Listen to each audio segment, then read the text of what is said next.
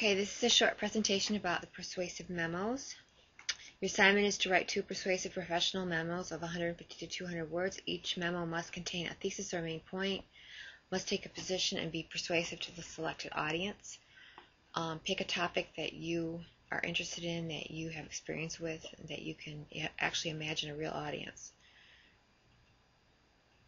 Remember, you are only explaining to give context, but the main purpose of the memo is to create change. Remember, you are trying to persuade people to make a change, not make them angry. Analyze your audience. In order to be persuasive, you absolutely must know your audience. You must put yourself in your reader's shoes. What are your audience's needs? How will your suggestions help the audience? That's what the audience wants to know. They don't care what you want. They care what they want. What is your audience's personality? What is the climate of the organization? What are the audience's expectations about the document? How do they usually do these types of documents at that particular organization? Try to make your argument fit the audience in every way possible. According to Lannon, some of the elements of a usable memo. Easy to scan, file, and retrieve. It's a permanent record, don't forget that. Emphasizes the benefits of change rather than focusing on griping.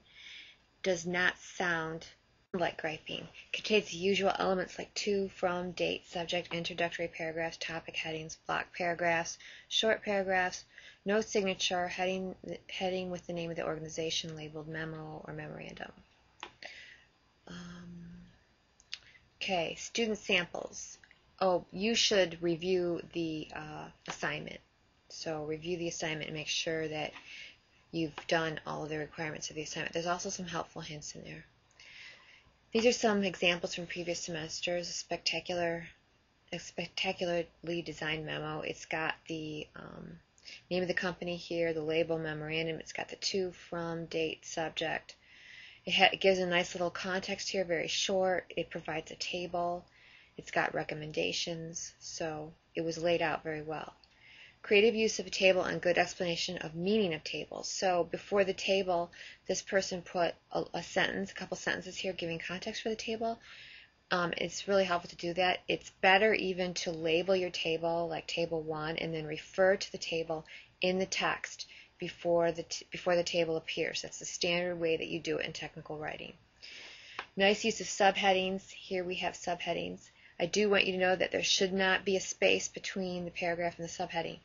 When you're doing technical writing, you're always trying to save space. So you know these breaks are good in between the paragraphs. Also notice this is a block paragraph, which is what you want to do.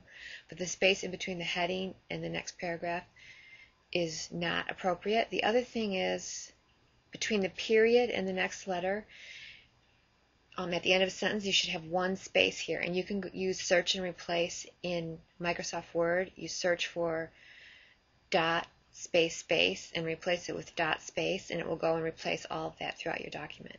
But again, there's actually some really archaic reason why there's 2 spaces after the period, but you should be consistent and you don't need 2 spaces.